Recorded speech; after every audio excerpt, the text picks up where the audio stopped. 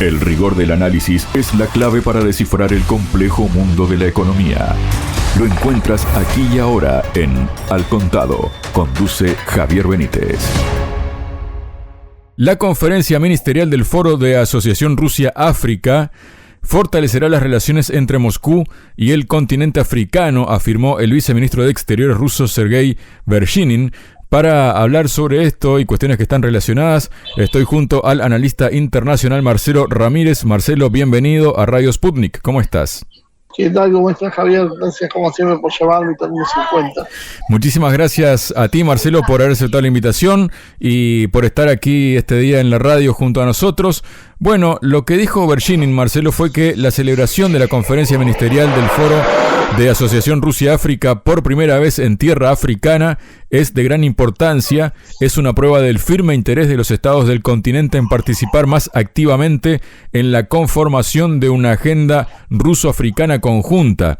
Expresó su esperanza de que esta reunión dará un impulso adicional a la cooperación multilateral entre Rusia y África sobre bases de igualdad de derechos y beneficios mutuos. Bueno, para empezar, ¿qué nos puedes comentar respecto a esto, Marcelo, también considerando el contexto africano de los últimos años, del último lustro, diríamos, de cosas que están pasando ahí, cuestiones que se están moviendo, Marcelo? Bueno, creo que en realidad lo que estamos viendo es el corolario precisamente de un retroceso de Occidente en áreas donde antes estaba predominando, por lo menos después de la caída de la Unión Soviética. África es un ejemplo de ello. África está en cierta medida insubordinándose contra Occidente, está intentando despegarse del colonialismo francés, eso fue lo último más visible, donde había una verdadera expoliación de los recursos de los países que estaban bajo la égida del franco francés, ese franco que tenían como una versión africana, les hacía un verdadero desagio de dinero, e inclusive también pudimos observar, por ejemplo, el costo del uranio que pagaban era absolutamente irrisorio con respecto al valor de mercado del mismo. Bueno, este tipo de cuestiones son también muchas de las razones que han empobrecido a África, y esto es un poco lo que ahora se está intentando resolver, aprovechando esa debilidad, podríamos decir, de Occidente, la caída específicamente de Francia, pero también de los Estados Unidos, está permitiendo que avance el mundo multipolar, desde la mano, desde las estrategias de inversiones chinas y de la propia fuerza militar rusa, que ha servido en temas de seguridad para estabilizar gobiernos. Bueno, Marcelo, en esta exposición tuya has hablado de varias cuestiones a la vez que iremos desarrollando, ¿no?, en esta conversación, y tiro para el lado de los recursos, precisamente, de los países africanos, ¿no? En este sentido, Sergei Vershinin dijo: los africanos deberían tener todas las oportunidades para gestionar sus propios recursos nacionales a fin de abordar los desafíos socioeconómicos que enfrentan, en lugar de seguir financiando la prosperidad de Estados Unidos, la Unión Europea, la OTAN y sus aliados a sus propias expensas. Según el viceministro, Rusia siempre ha estado dispuesta a ayudar a sus amigos africanos.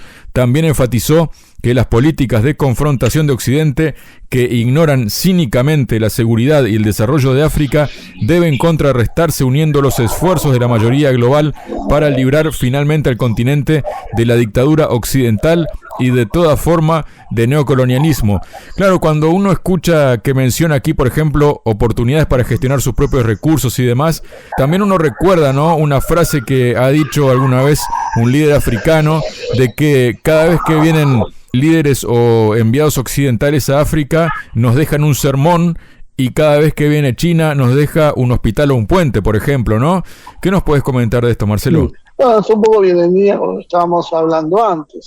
Efectivamente, China hace verdaderas obras de infraestructura, ha realizado carreteras, vías ferroviarias, puertos de aguas profundas, centrales energéticas. Todo esto, algunos pueden decir, bueno, esto lo hace porque le beneficia a China en su política de extracción. Bueno, cuando a Occidente le tocó hacer lo mismo, no dejó nada. Eso viene lo que se está explicando, el estado de atraso que africano se explica en buena medida por eso, por los términos de intercambio absolutamente desfavorables, pero en términos absurdos. O sea, ya no es que se pagaba un poco menos del valor, sino que estamos hablando de pagar una décima parte de lo que realmente valía, por ejemplo, el caso del uranio, o menos todavía, hacer descuentos financieros y demás, que implicaba, bueno, la ruina básicamente de las economías africanas.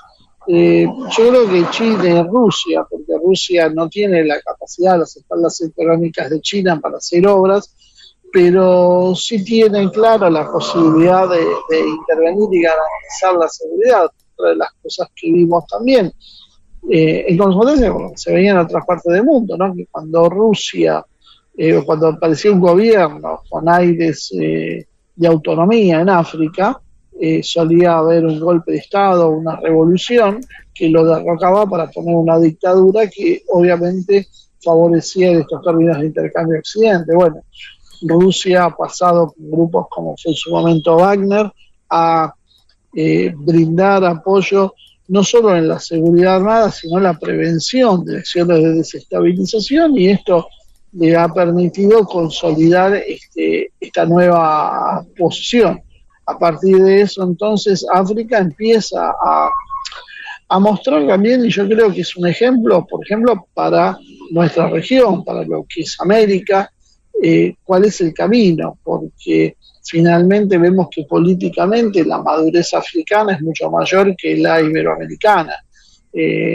Nuestros gobiernos aún no entienden lo que sí han entendido las naciones africanas. Claramente se necesita ser soberano, se necesita romper con los tabúes sobre los marcos de alianzas y aliarse con las nuevas potencias, que tampoco son nuevas, pero son viejas potencias que están emergiendo nuevamente como grandes actores internacionales, y es hacia eso donde va el mundo. Esto también le facilita a esta instalación de este modelo policéntrico, podríamos decir, un caudal importante de votos en las Naciones Unidas, un caudal importante de apoyo diplomático, también una sociedad con una alta demografía, una tasa de natalidad que es la envidia de muchas otras regiones. Todo esto, esa vitalidad que se encuentra en África, no solo en los recursos naturales, sino en mucha gente joven, permite ser un activo importante a la hora de dirimir cuál es el próximo modelo, el próximo orden global que se va a realizar. Ahí está. En este contexto, además, Marcelo Berginin declaró que hoy África se perfila como un actor clave en el nuevo orden mundial policéntrico que se está configurando ante nuestros ojos. La Unión Africana es el centro coordinador clave de estos procesos que incluyen la formación de una arquitectura de seguridad africana, el desarrollo de la cooperación política y socioeconómica y el fortalecimiento del papel de África en el sistema de relaciones internacionales. Según él, construir una asociación mutuamente beneficiosa con África es una prioridad de la política exterior de Rusia que garantiza la integralidad de nuestras relaciones con África y complementa y enriquece los lazos bilaterales con cada uno de los países del continente. Los cambios estructurales que se han producido en el Ministerio de Asuntos Exteriores ruso también están vinculados a la resolución de estas importantes tareas. A principios de 2025 se creó un departamento especializado para la asociación con África. Recordó además Berginin que la cooperación de Rusia con la Unión Africana se remonta a la descolonización de África. Según él, la Unión Soviética desempeñó un papel crucial en el desmantelamiento del sistema colonial y ayudó a los países africanos independientes a sentar las bases de su Estado, desarrollar sus economías nacionales y formar personal cualificado. Claro, esto da cuenta, Marcelo, que es una cuestión de interés que no viene de ahora, sino que viene un poco de lejos, ¿no? Bueno, la relevancia africana está en vista claramente porque esto le da, como decíamos antes, a Rusia una posibilidad de influencias importante en todo un continente y aprovecha cierta memoria histórica que había con la Unión Soviética, que ha sido fundamental en los procesos de liberación del colonialismo, sobre todo europeo, que había en África, pero que no solo ha hecho eso, sino ha construido también obras de infraestructura, que de alguna manera nos recuerda a lo que ha hecho, lo que está haciendo ahora China, ¿no? Esto, pese a los años, ha quedado presente en la memoria de muchos africanos y que ven con buen agrado esta posición que tiene Rusia. Es cierto lo que decía, yo tuve la oportunidad de estar en Moscú y visitando la Cancillería y conocí el área destinada a África. Era algo que se había inaugurado recientemente y que me pareció significativo, ¿no? Era una muestra gráfica de lo que significaban las relaciones internacionales Rusia. En algún momento, para Rusia, en algún momento nos habían explicado inclusive que África estaba por encima de lo que es Latinoamérica para la política exterior Rusia. Hoy nos dice que están en un plano de igualdad. La realidad es que creo que está un poco por encima en las preferencias rusas.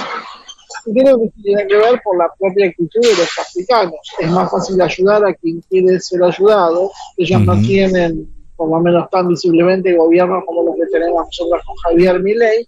Entonces es más simple el proceso de asentamiento. Son bastante más conscientes, por eso yo decía, son bastante más conscientes políticamente de la situación y se han transformado, casi en un ejemplo político para nosotros, que nos sentíamos en realidad en la etapa superior a la africana, de cómo deberían hacerse los planteos políticos, cuáles son las metas, cómo identificar sus necesidades y cómo también tener una cierta cuota de pragmatismo, porque tampoco vemos una África suicida, sino vemos una África que monitorea bien los pasos que hay, que se acuesta en Rusia y se acuesta en China con el objetivo de equilibrar la presión que puede hacer el mundo anglosajón. De esta forma consigue no ser tan dependiente, no estar tan entregada y conseguir mejores negociaciones para sus intereses. Luego, Marcelo, hay otras declaraciones que hizo Berginin en este sentido sobre la soberanía económica, ¿no?, de África, que todo está relacionado, ¿no? Va una cosa de la mano con la otra, ¿no? Tanto la cuestión política como la económica. Él dijo que las naciones africanas alcanzaron su objetivo histórico de independencia política con el apoyo soviético en la década de 1960 y en este contexto, ¿no?, él se refirió que, de acuerdo con los objetivos establecidos en el concepto de política exterior de la Federación Rusa para 2023, en particular el apoyo a la soberanía e independencia de los estados africanos, mediante la prestación de asistencia en materia de seguridad, así como la facilitación de la resolución de conflictos armados en el continente africano, contribuimos al fortalecimiento de la capacidad de defensa de los países africanos. Ayudamos a fortalecer su capacidad para contrarrestar las amenazas internas y externas, principalmente el terrorismo. ¿Qué nos comentas de la importancia que tiene esto, Marcelo, en todo este contexto?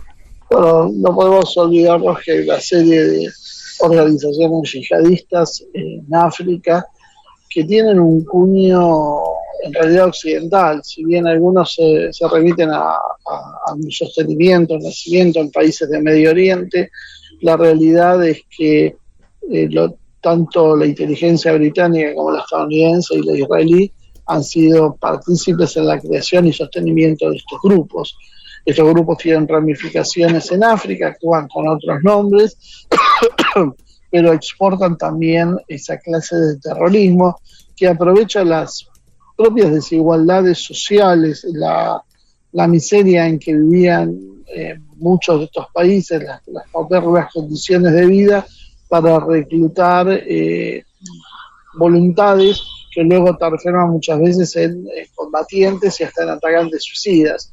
Recordamos los hechos de secuestros masivos, inclusive, que se han producido en algunos países africanos y que tienen relación con esta cuestión. Entonces, para los africanos también es un tema de prioridad. Yo te comentaba antes que había estado en Moscú, bueno, estuve participando en un foro precisamente antiterrorista que se hizo este mes, y allí había participantes africanos que manifestaban, bueno, su inquietud y la necesidad de la cooperación internacional para poder luchar contra el flagelo del terrorismo. Básicamente, sabiendo, argumentando, pensando que esto tenía mucho que ver con la actitud que han tenido las potencias, sobre todo europeas, en este asunto, dado que Estados Unidos en algún momento se despegó, favoreció los procesos de independencias en África junto con la Unión Soviética, se dio esa paradoja. Y eso tenía que ver con que el modelo de Estados Unidos necesitaba otro tipo de esquema y no regímenes esclavizantes como sí necesitaban las viejas monarquías europeas.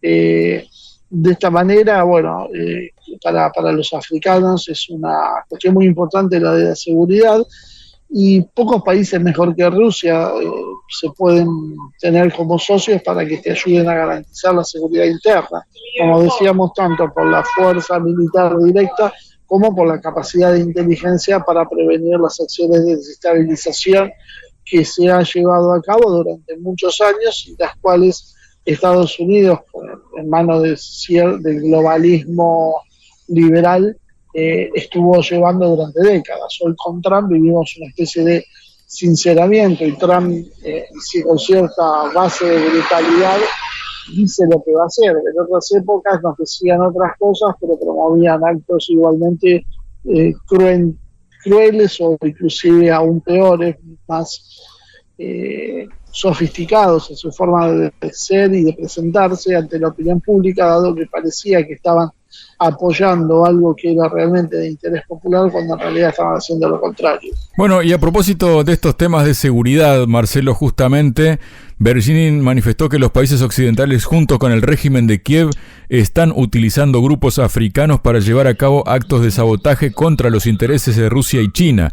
Según él, las acciones criminales del régimen de Kiev y sus patrocinadores que cooperan con grupos terroristas locales y les brindan apoyo representan una grave amenaza no solo para África, sino para el mundo entero. Están utilizando estos grupos en particular para aterrorizar a la población civil de ciertos estados del Sahel y llevar a cabo actos de sabotaje contra los intereses no solo de Rusia, sino también de otros países, advirtió el diplomático. Se aprovechan de la dependencia financiera y económica de los estados y organizaciones africanos para imponer sus propias reglas y atraerlos a las aventuras geopolíticas de Occidente contra Rusia, China y otros.